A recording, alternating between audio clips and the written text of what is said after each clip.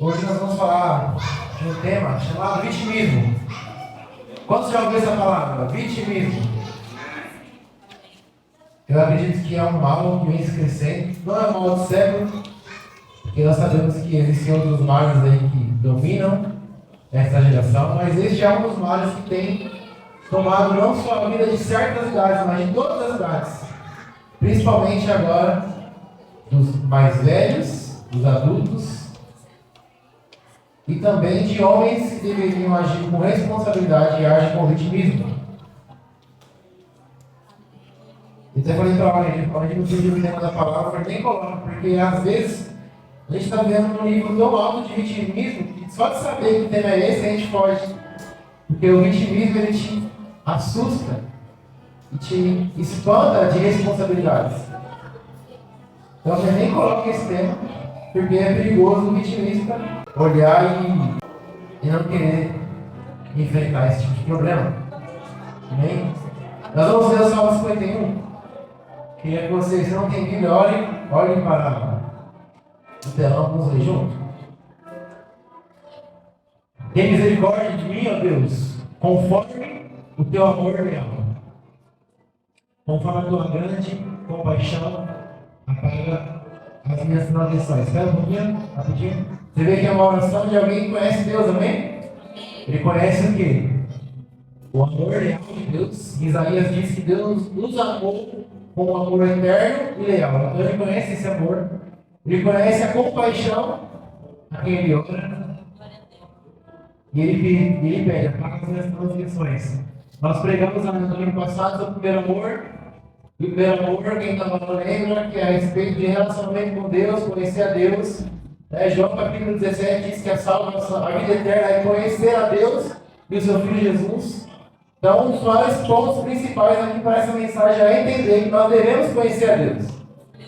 Bem, este homem, a qual nós chamamos de Davi, conhecia o Deus a quem ele estava orando. Que era um Deus que tem um amor leal e uma grande compaixão. Amém? Lava-me de toda a minha iniquidade e purifica-me do meu pecado. Pois eu mesmo reconheço as minhas transgressões, meu pecado está sempre diante de mim. Contra ti, somente contra ti pequei, e fiz o que era mal aos teus olhos, de modo que justa é a tua sentença e irrepreensível é o teu julgamento. Sei que sou pecador desde que nasci, sim, desde que minha mãe me concebeu. Sei também que tens prazer na minha fidelidade em secreto. E no mais íntimo me ensinas a sabedoria. Purifica-me com hisopo e ficarei puro. Lava-me e mais branco do que a neve serei. Faz-me ouvir de novo o júbilo e a alegria. E os ossos que mais gastam. Só pera um pouquinho. Você vê que ele está dizendo o quê? Faz-me ouvir novamente o quê? Júbilo e alegria. Quer dizer o quê? Que uma pessoa que diante de um erro, ela deixou de usufruir algo que Deus nos concede. A Bíblia diz o quê? Que o reino de Deus é paz, justiça e alegria do Espírito. Então, quando nós temos o primeiro amor, que é o relacionamento com Deus diário, você torna a presença, você usufrui do reino de Deus, que é paz, justiça e alegria do Espírito. E este homem já não estava mais usufruindo disso. Porque ele fala, faz-me ouvir de novo alegria e júbilo. Então esse pecado faz nós, ele nos afasta do reino de Deus. O reino de Deus que é paz, justiça e alegria, passa a não fazer mais parte da sua vida, amém? E os ossos que nós esmagastes exultarão. Esconde o rosto dos meus pecados e apaga todas as minhas iniquidades. Cria em mim um coração puro, ó Deus, e renova dentro de mim um espírito estável. Não me expulse da tua presença, não tire de mim o teu Santo Espírito. Devolve-me a alegria da tua salvação e sustenta-me com o espírito pronto a obedecer. Então, ensinarei os teus caminhos aos transgressores, para que os pecadores se voltem para ti. Daí, amém? Você vê que ele fala, né? Não me afasta de ti, de mim, a tua presença. Nós acabamos de louvar um louvor, né? Diz, quem já pisou o santo do santo tem outro lugar desafligido. E eu comentei isso na pregação passada, a respeito de abandonar o primeiro amor, se afastar de Deus, como, por exemplo, o filho pródigo estava longe da casa do pai. E às vezes nós colocamos em pauta que se afastar de Deus te traz danos físicos, emocionais, financeiros. Quantas pessoas, ao se afastar de Deus, perdeu dinheiro, perdeu empresas, perdeu família. Mas eu coloquei em pauta que isso muitas vezes acontece. Mas a maior dor que nos dá diante de estarmos pecando contra Deus não é as percas financeiras, não são as percas emocionais, mas sim a maior perca é o que ele pediu: não afasta de mim do Espírito. Ele orou e falou assim: pode tirar tudo de mim, até o meu reinado se quiser, mas não o teu. Ele não orou falando: Deus, por favor, não afasta de mim o reinado que tu me destes, não afaste de mim a riqueza que o Senhor me entregaste. Porque Davi foi um homem próspero, rico, 40 anos de vitória sobre as guerras. A única coisa que ele se preocupou foi a presença de Deus. E às vezes nós vemos pessoas lá fora tristes porque perderam bens materiais por se afastar de Deus uma vez. Mas a maior dor, como eu disse, quando Adão se afastou do Éden, não foi ter domínio sobre os animais, não foi ter tudo ali em seu favor, agora teria que trabalhar, porque o sustento dele viria do suor do trabalho. Mas a maior dor que Adão teve foi quando, ao entardecer da primeira noite, ele sabia que Deus não estaria ali com ele. Então, quando nós estamos diante de Deus e pecamos, o nosso arrependimento precisa ser rápido. Não porque talvez o pastor vai saber e vai te tirar um cargo. Não porque se as pessoas saberem, a sua reputação vai diminuir. Mas sim porque você vai perder a aliança com aquele que te salvou. Você vai romper a aliança com aquele que vive. Então, antes de nós nos preocuparmos com as perdas materiais, emocionais conquistadas, nós devemos ter o coração como tinha o coração de Davi. A preocupação dele era o quê? Não quero romper contigo, Senhor. Mas que às vezes é necessário romper com homens, romper com estados, perder algumas coisas, mas eu não quero perder o teu Santo Espírito. Então, para quem não conhece a história, esse salmo é a oração de Davi após ele pecar. Qual é o pecado de Davi? Todo mundo sabe, né? Que um homem olhando para uma janela aberta e uma mulher tomando uma janela aberta. O que aconteceu? Houve um pecado ali de adultério, depois assassinato. Quem não conhece a história, Betseba, né? Estava tomando banho. Eu vi uma vez um cara falar essa palavra que ele queria o seguinte, né? Não sei se pode ser uma total verdade, mas é um pensamento que eu acho que devemos concordar, que o homem gosta de olhar e a mulher gosta de ser olhada. Então, às vezes, nós achamos que o erro somente está em um. Como Davi poderia colocar o erro somente nele. Ou Betseba colocar o erro somente em Davi. Mas, por uma mulher que queria ser olhada e o homem que quis olhar, aconteceu um erro grande naquela época. E quando nós analisamos, que está no livro, se eu não me engano, segundo Samuel, essa história contada com detalhes, nós vemos que Davi ali, por falhar, acabou coabitando com Betseba. E, ao invés de apressadamente Davi já reconhecer o seu erro, a atitude de Davi foi qual? Em todo o tempo ele procurou formas de encobrir o seu pecado. Por que será? Olha para você mesmo, quantas vezes você errou, né? E às vezes é difícil para você confessar. Quem acha que é fácil confessar pecado aí? É fácil, gente?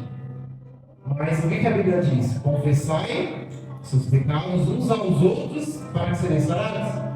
Então existe um poder grandioso no confessar, que ao mesmo tempo é muito dificultoso. Então não é fácil. Concordamos todos aqui que não é fácil confessar nossos pecados. E assim foi com Davi, porque muita coisa estava em jogo. Imagina ele pensar: vou confessar que pequei, eu vou perder o meu reinado, eu vou perder tudo que eu domino. Então ele começou a ter atitudes para encobrir o seu pecado. E a primeira que ele teve, eu anotei aqui, analisando o livro de 2 Samuel, capítulo 12, antes da briga.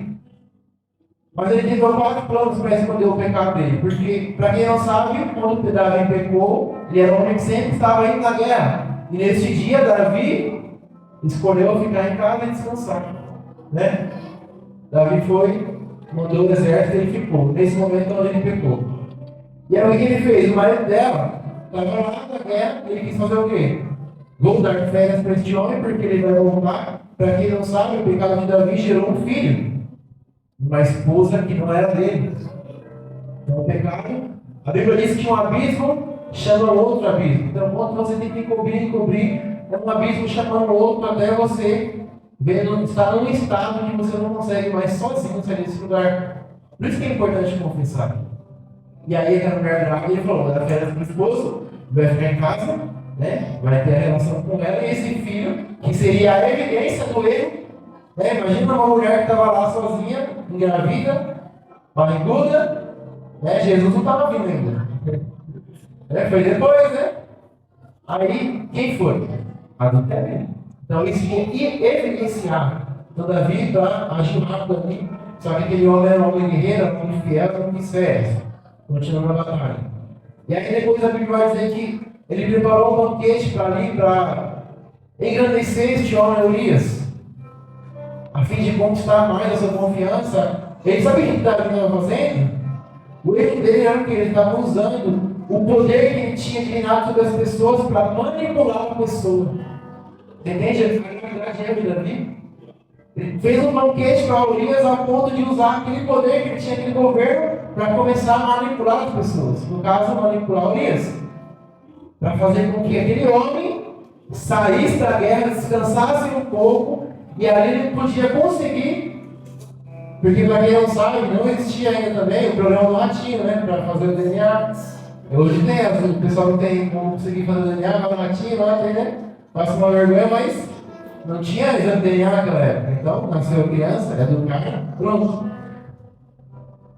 E a Bíblia diz, né, quando você lê a história lá, que mesmo aquele homem, depois do banquete, alterado, né, porque ele bebeu do vinho, ele não foi para casa, ele permaneceu com a sua missão, está envolvido com a guerra. Mas depois, nós fazemos a história que, após ele tentar essas duas coisas não conseguiu, o que ele fez? Ele fez um plano maligno para assassinar o homem. Porque aí, assassinado, ele poderia pegar a esposa dele e se casar, e foi o que ele fez. Ele enviou uma carta ao seu exército, a ponto de deixar Urias na frente da batalha, para que ele morresse em batalha, porque muitos homens morriam na batalha. Só seria mais um, e foi isso que ele fez. Então, nós vemos a palavra, e Urias morre, aí após ela sai do luto, Davi casa com aquela mulher, e aí, diante dos olhos humanos, estava tudo certo. Diante das pessoas, ninguém desconfiava. O neném estava para nascer, todos pensavam que era de Davi. Mas uma coisa que a gente se esquece, meu irmão. Pense comigo. A gente consegue esconder muita coisa dos homens. Nós escondemos muitas coisas das pessoas que estavam ao nosso redor. Né? Como eu costumo falar, essa igreja aqui, ACM, o nome da igreja, que significa? São os pilares que nós acreditamos para a caminhada cristã. Nós temos que te ensinar a conhecer o Deus que você serve, a adoração. A adoração não é música, não, irmãos. A gente usa a música para adorar a Deus, mas a adoração não é música. A adoração é um estilo de vida. E nós, como líderes aqui, precisamos te ensinar como Davi conhecia a Deus. Como eu disse, ele conhecia o Deus que ele estava orando. Você precisa conhecer o Deus que você serve, que você adora. E através do seu conhecimento, você entrega aquilo que é devido. Você vive uma vida de adoração. E aí o ser de caráter, por quê? Porque nós precisamos aqui o tratamento do caráter do ser humano. Porque Jesus Cristo, ele potencializa a nossa vida. Ele nos transforma. O Evangelho, a palavra do Evangelho é transformação de vida.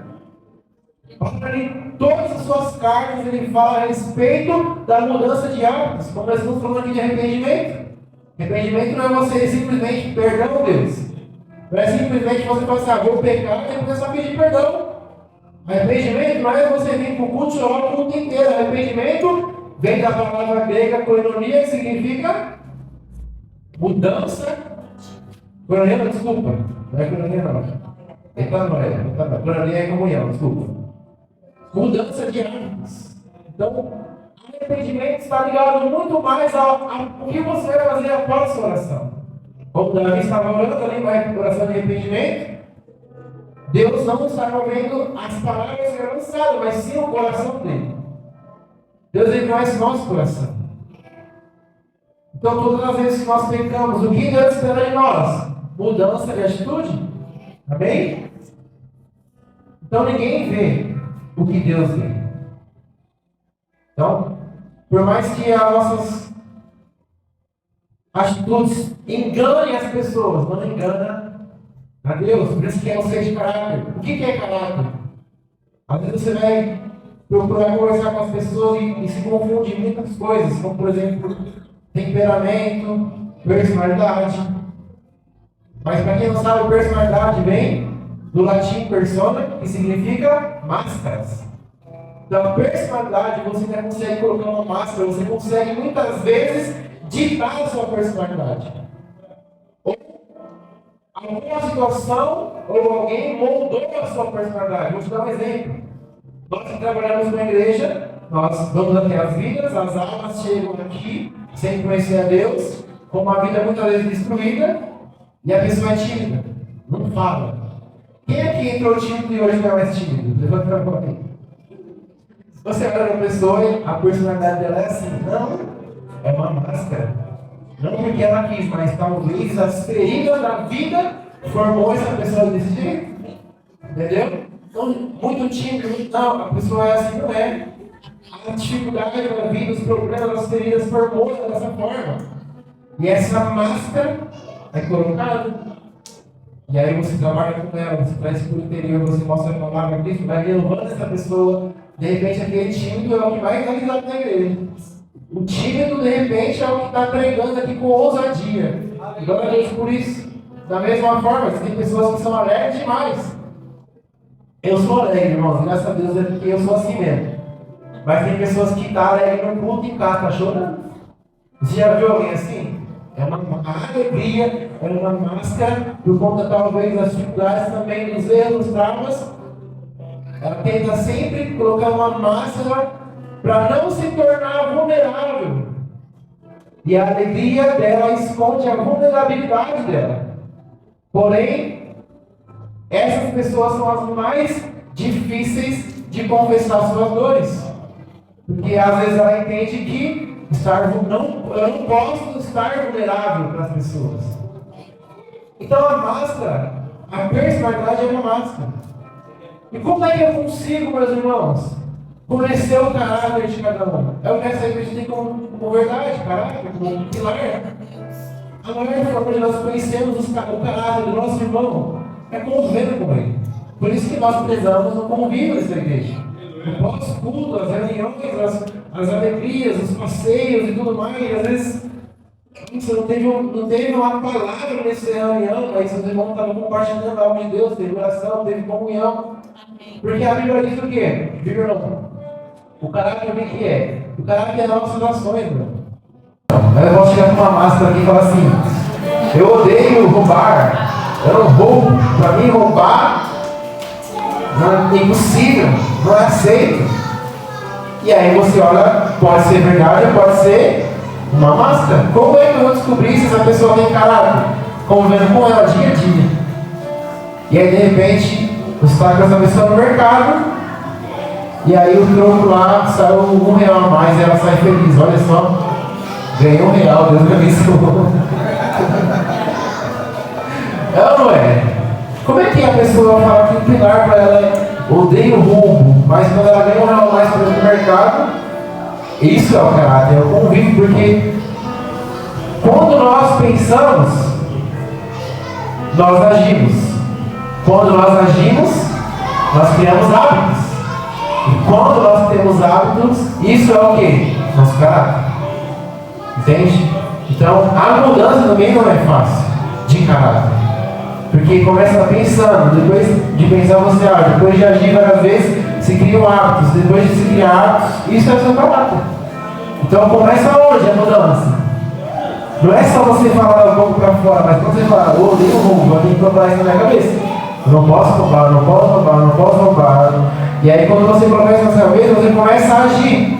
Aí de repente, né, o troco está lá, você devolve. Ó, consegui uma vez. Então você vai fazendo isso até isso virar um hábito. Depois de virar um hábito, aleluia, É o seu caráter, a transformação, é a palavra. Por isso que Paulo ele fala, não se conformeis com este século, mas transformai-vos através da renovação da nossa mente. Então, onde começa a transformação do caráter? Quando eu começo a ter convívio com a palavra. A partir daí eu sei o que é certo e errado. Sabendo o que é certo e errado, eu começo a pensar, eu não posso mais fazer isso. Eu pensando em todo momento isso, eu vou começar a gerar ações, hábitos, e isso vai impregnar o meu caráter. Palavrão. Eu já falei muito palavrão. Quando eu me converti, eu tenho uma memória que foi a última vez que eu falei. Eu era líder já dos músicos, porque eu não converti ainda, mas fui para uma igreja que era assim, né? Tipo, chegou já faz. E aí eu tocava tudo, fui lá, e eu lancei um palavrão e foi no altar, meu irmão.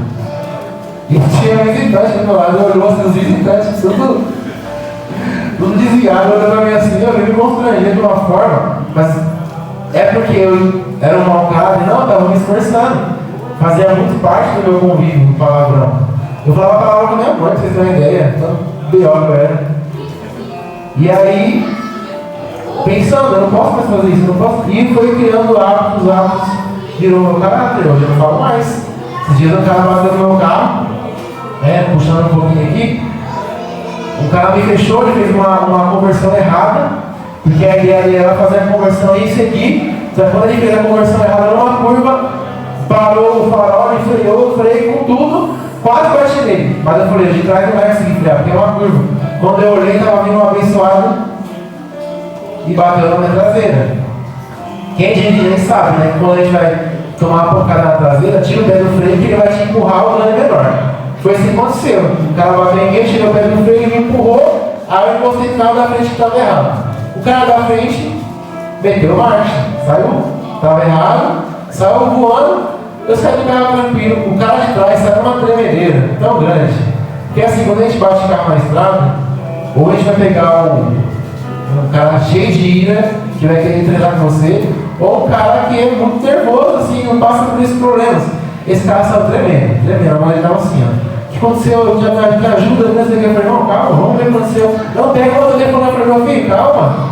Eu nem vi o que aconteceu ainda, vamos ver. No meu carro não aconteceu nada, graças a Deus. O para-choque entrou para dentro, eu puxei com a mão, saiu, não aconteceu nada.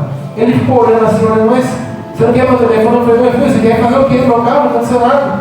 E a minha paz, a minha tranquilidade, acalmou ele. Aí ele falou, você é da igreja? Eu falei, sou. Nossa, por isso que Deus nos abençoe quando você estava nos carros. Eu estava isso da igreja, irmão, não sei quem, começou a ficar feliz, então feliz. Vai embora. Então, se fosse antigamente, né? Seu filho dá pipipi, papapá, né? Mas não, a gente tem Espírito Santo, irmão. Né? O fruto do Espírito, calma, a paz. Então, o máximo que ia acontecer ali era ter que arrumar o carro, meu irmão, né? Pega essa chave, pega esse código, Anderson. Entendeu? Então assim, a minha calma de alguma forma gerou algo no coração dele. Isso diz respeito ao meu caráter. As pessoas falam besteira, chega o cara, pressiona o cara para fazer uma coisa que talvez ele nem era culpado. E é isso que Deus quer de nós. Né? E aí o erro de missão, que é o quê? Que depois de você estar aprovado, você conhece a Deus, você tem uma vida de oração, né? O seu caráter está sendo transformado, porque não para, meu irmão. Até hoje, eu tenho 10 anos de convertido, até hoje eu pego a palavra e me constranjo às vezes com ações que eu não deveria estar fazendo. Eu preciso me esforçar para não fazer aquilo mais. Então o caráter é transformado até Jesus voltar. Né? Aquele que iniciou a boa obra é fiel e justo para aperfeiçoá-la até a vida de Cristo. Então até ele voltar, ele vai estar nos aperfeiçoando dia após dia. Esse é o nosso papel. E Davi tentou fazer algo ali que escondeu dos homens, mas não escondeu de Deus. Então quando nós lemos 2 Samuel 12, a Bíblia vai falar de um homem chamado... Vocês já ouviram essa palavra aqui uma vez, hein? Ligada para uma pessoa que pregou, Samuel 12, onde Natan chega, né, um homem calmo, em vez de chegar, assim diz o Senhor, você pegou contra Deus. Não, ele contou uma história, de um rei que vai preparar um banquete ali para os seus convidados. E aí tem um homem que é solitário, sozinho, tem somente uma ovelha. Aí se em vez de pegar das suas ovelhas, vai lá e pega a ovelha desse homem que tem pouco. E aí ele fala assim: o que você acha disso, Davi? Esse homem tem que morrer e retribuir 4 vezes mais. E aí Natã fala assim: este homem é você, Davi. Você pecou contra Deus. Aí que é o importante, irmão. Aí que a chave você vai entender muita coisa. Porque assim, nós não podemos usar Davi como pretexto para dizer, podemos pecar. Né? Davi, ele foi um homem falho, como todos os homens de Deus. Toda a Bíblia, você vê que eles tiveram limitações. Moisés pecou. Pensa comigo, se Moisés não tivesse pecado, não tivesse irado, batido na rocha, ele seria um novo Deus, porque não tem erro. Mas teve erro, Moisés teve erro, Davi. O único que morreu foi crucificado sem erro foi nosso Deus, Jesus Cristo. Né? Mas qual a postura de Davi após o erro? Isso é o que nós temos que entender hoje. Isso é o que nós usamos como líderes para tratar problemas dentro da igreja. Qual a postura quando nós erramos? Porque eu falei o quê? De vitimismo, não foi? Qual a postura? Quando Natã falou esse homem é você, vamos ler? É melhor a gente ler isso aqui. Espera aí. 2 Samuel 11:27. Eu até anotei aqui. Vamos ver isso aí. Esse é o maior problema da igreja hoje. Passando o luto, Davi enviou mensageiros que o trouxessem para o palácio. Ela ficou na sua esposa e teve um filho dele. Com tudo que Davi fez. Então aqui nós vemos que o que Davi fez, aconteceu o quê? Desagradou o Senhor.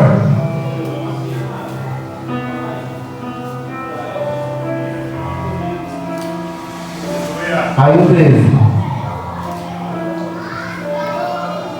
2 Samuel 11, verso 13.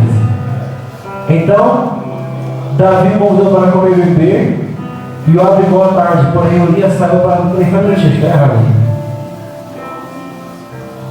Desculpa, tá? Capítulo 12. Capítulo 12, verso 13. Aí. Então Davi disse a Natã, logo após Natã contar toda a história e falar: este homem é você, a resposta imediata de Davi foi qual? Pequei contra o Senhor, não o Senhor Natã, o Senhor Deus. Natã respondeu: o Senhor perdoou o seu pecado, você não morrerá. Sabe o que estava acontecendo ali na hora? Na hora que foi apontado o pecado de Davi, ao invés de ele se vitimizar, como por exemplo, Adão. Quem comeu da fruta? Né? Quem está vindo na escola bíblica não vai esquecer disso nunca. Foi a mulher que tu me deste. Então, vitimização. Sabe o que é vitimização? A vitimização ela te faz fugir das responsabilidades. Toda vez que você é responsável por algo, você vai procurar uma forma de se vitimizar. E a vítima não tem culpa. Isso é fato. Uma vítima não tem culpa. Mas o que não pode é você, não sendo vítima, querer se vitimizar. E meu irmão, sabia que, como um pastor, fez 1 ano e 1 mês que eu fui da pastor. Mas eu estou na aula há muito tempo. Mas esse 1 ano e 1 mês, o que eu mais vi, sabia o que é? Vitimização. Você chegar na pessoa assim, ó, aconteceu isso com você, a pessoa, não é culpa minha, não fui eu não fiz isso. Tem 500 provas contra a pessoa. 1 ano de pastor, aconteceu muito isso aí, tá? Ó, você falou aqui, mas não é culpa minha. Os meus pais me criaram assim, a minha mãe me criou assim, não sei o que lá. Ah, meu esposo, por exemplo, o homem, minha mulher não tem relação comigo, então eu tive que buscar aí fora. Sabe, vitimização. Ninguém mais quer olhar para o erro como Davi falou: eu pequei contra o Senhor. Sabe, olhar e assumir a responsabilidade. Isso é um abismo tão grande, porque, como eu disse, um abismo chama o outro. Você não reconhece esse pecado, você não assume a responsabilidade. Por não assumir, você não se arrependeu. E quem não está arrependido continua pecando, e pecando, e pecando. E o que se faz vítima até pode ser dias do estado. Aquele que se faz vítima, ele não assume a responsabilidade e ele já começa a procurar vítima, pessoas para culpar os seus próximos erros. E ele vai errando, ele não se arrepende. Então hoje, por exemplo, nós quando vamos trabalhar com jovens, Aí o jovem falha, peca, aí você vai conversar, se vitimiza. Porque na cabeça do vitimista, a responsabilidade não é culpa minha.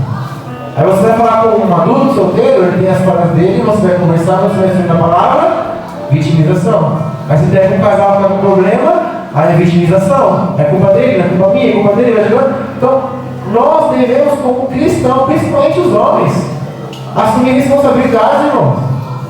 Porque só assumindo a responsabilidade eu não consegui mudar. O que Davi fez? Eu pequei contra Deus, pequei contra os céus, e eu vou fazer isso. Tenha compaixão de mim, Deus, pelo meu pecado. Esse é o coração que Deus deseja daqueles que se arrependem. Por isso que a mudança de sentença foi rápida. Eu pequei, Senhor. Aí Natan falou assim: o Senhor te perdoou. Glória a Deus. O Senhor te perdoou. Como seria mais fácil a nossa vida se quando é apontado o pecado, a gente reconhecesse e falasse: eu preciso de ajuda? Nós, como os pastores desse ministério, as pessoas falassem o que eu mais ouço, não queria falar, porque eu vou trazer mais um problema para o pastor. É ou não é, pastor?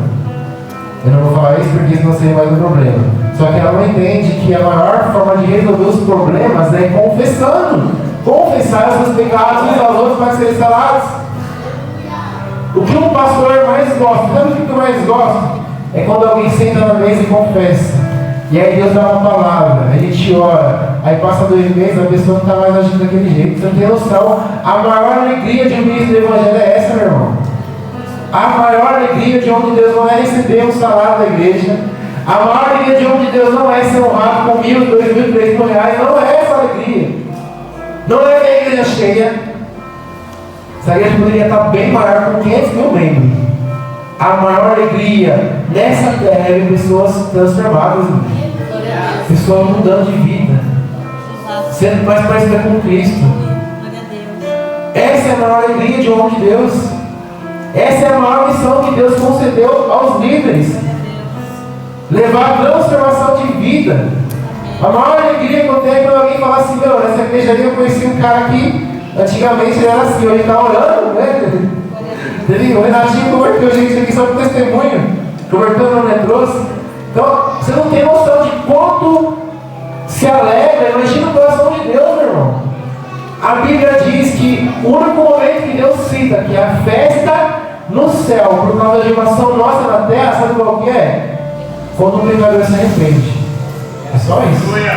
Não é quando a gente adora, não é quando eu faço o jejum de 21 dias, 40 dias. Nada que nós façamos, nada que eu e você possa fazer aqui na terra que mova o céu em festa, a não ser transformar a nossa vida. Quando ele fala o pecador se arrepende, não é somente aquele cara que levanta e fala: eu quero Jesus. Isso é o pecador se arrependendo.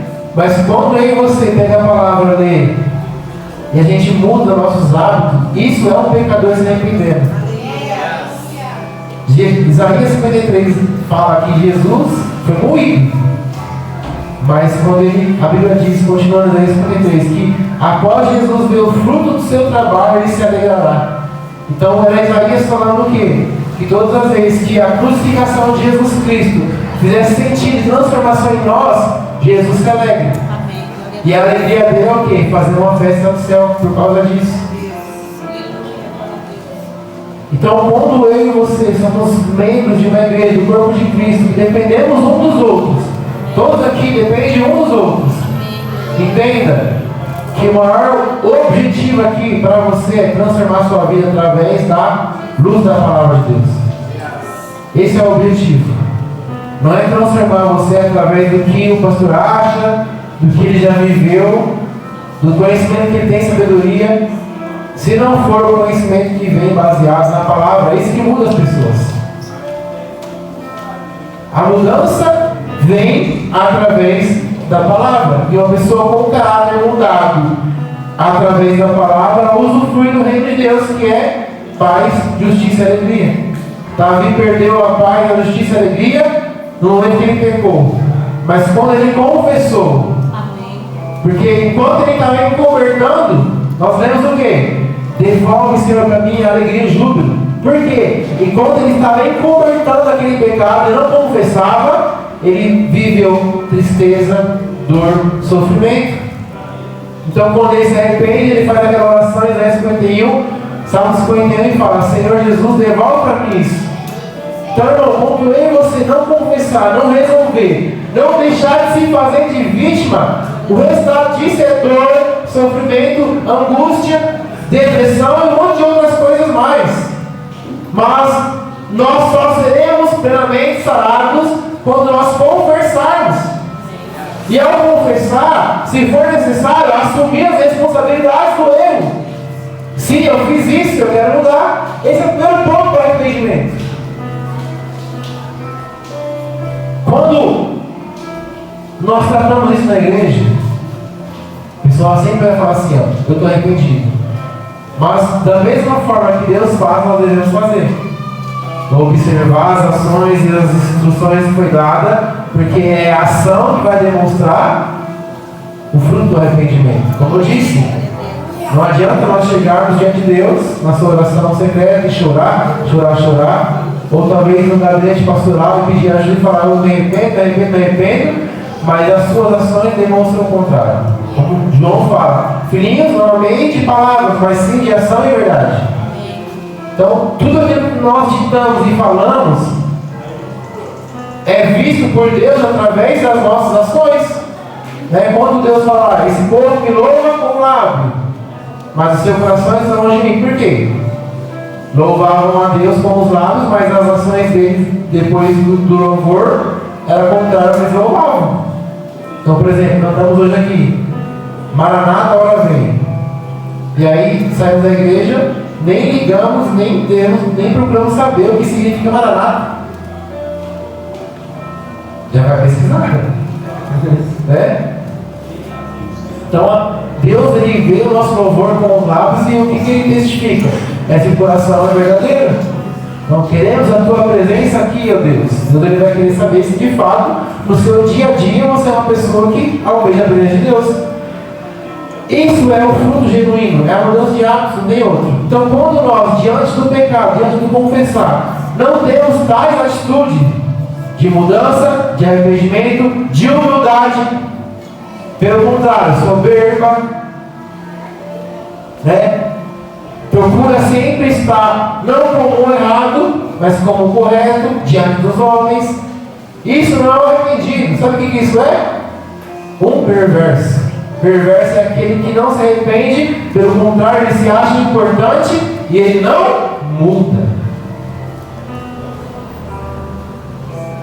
Entenda que existe uma diferença contra aquele que luta contra o pecado e contra o que não aceita a transformação.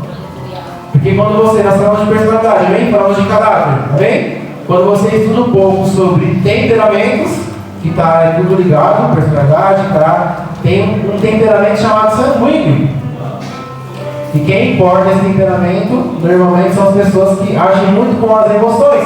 Quem age com a emoção, o que eu falei? O caráter é o quê? Você pensa, você age, cria hábitos, e esse é o seu caráter. Uma pessoa que age pela emoção, muitas vezes ela nem pensa para agir. Pedro, era um sanguíneo. Senhor, se és tu aí, me manda aí até você. E aí o que aconteceu? Jesus falou: vem, e ele fez o quê? Andou sobre as águas. Foi uma ação impossível, ele estava andando. Quando ele se deu conta que onde ele estava era o mar, o que aconteceu? Afundou. Então o sanguíneo, ele, muitas vezes ele toma atitude sem pensar antes. Já vai lá e faz. Isso é um ponto positivo, porque você não deixa muitas vezes o medo dominar você. Porém, é uma atitude também quando você se trata de pecados. Tem pecados que você tem dificuldade de mudar, porque é notório que muitas vezes você faz porque você já age pensando pela emoção.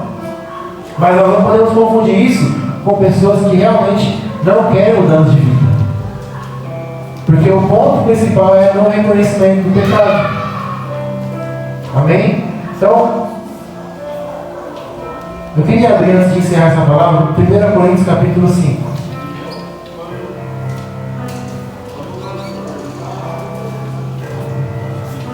Pode pôr no verso 11.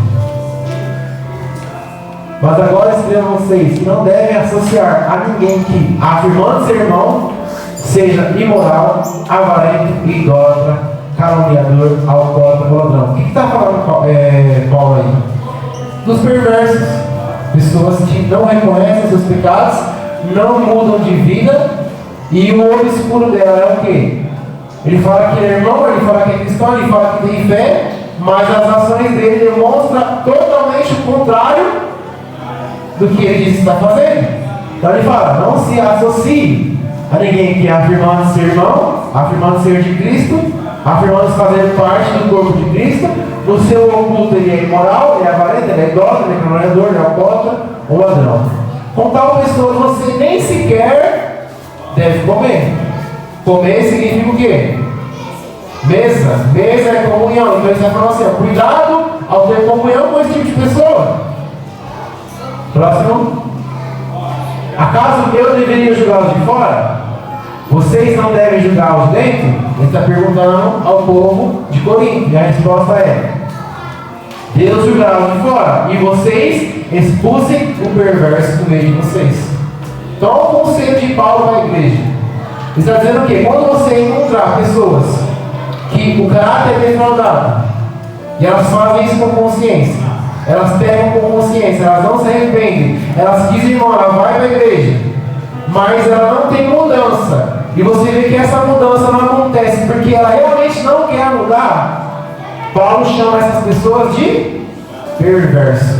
E ele fala o quê? Com essas não tenha comunhão. Sabe por quê? O próprio Paulo falou: más companhias corrompem bons costumes. Então ele está nos mostrando que a igreja de Cristo tem isso.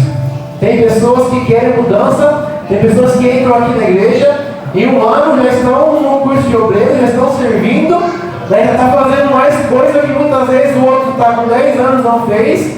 Por que isso? Por causa da disponibilidade em mudar. Quando você entra na igreja para servir, você faz parte da igreja, você convive com a igreja. Essa igreja aqui, só se você quiser vir só domingo para o culto. Mas nós não trabalhamos com somente o culto de domingo. Procuramos o tempo todo ter atividades para trazer comunhão, se assentar na mesa e comer, comunhão, ter comunhão uns com os outros. Porque o poder de transformação de vida não está somente na pregação de domingo. Ainda que a palavra tenha poder, mas não é suficiente para você mudar de vida somente um culto domingo. Porque você que é novo, por exemplo, você não vai pegar sua Bíblia todo dia para ler. Você não vai lá todo dia, você precisa de alguém que está lendo a Bíblia todo dia, está do seu lado, convivendo com você, te ajudando, dando a sua mão, te mandando mensagem, te mandando um monte de coisas, reunindo, tendo as suas atividades pró. Porque quando você sai do mundo, você sexta-feira, você é para onde? Está tendo um show no centro de Barueri, todo dia. O meu, antes de vir para a igreja, era esse, eu não ficava em casa, ia para um monte de lugar. Aí quando eu me converti, uma igreja simples, bem humilde, mas eles tinham atividades fora dos cultos. Porque eu ia para a igreja um dia na semana, mas eu não conseguia ficar em casa depois. No dia que eu tinha culto, eu queria fazer outras coisas. E aí ficar em casa sozinho estava sendo chato. Graças a Deus que mesmo a igreja sendo pequenininha, cheia de probleminha assim, mas eles tinham comunhão, eles faziam coisas, eles marcavam o sítio, eles faziam rolê, não sei o que, vigília, rolê de vigília. Era coisas que tinha fora dos cultos. Isso não era suficiente para uma pessoa que está ativa no mundo transformar a sua vida. Isso foi muito importante para mim, trouxe mudança, a mesma coisa. Só que existem aqueles que rejeitam a palavra da verdade. Porque quando a palavra da verdade é imposta, ele se vitimiza. Quando ele está num estado de vitimização, o que ele faz? Ele vai procurar outros lugares para ouvir aquilo que vai saciar a sua alma. Então, normalmente, um vitimista ele vai procurar outras igrejas, ele anda de igreja em igreja, ele não para a igreja, porque quando ele chega na igreja séria, na igreja bíblica, ele senta, e aí começa a confrontar ele se vitimiza e vai para um outro lugar para ouvir aquilo que ele quer, o que ele gosta, o que sacia a vontade de alma dele, e ele nunca muda de vida. A Amanda falou sobre maturidade no começo. Então, enquanto eu e você não assumir a responsabilidade dos nossos erros, nós não vamos sair do estado de imaturidade que nós estamos. Assumir As suas responsabilidades é a chave para você amadurecer, amém? Vamos ficar de pé, vamos fazer uma oração? Aleluia.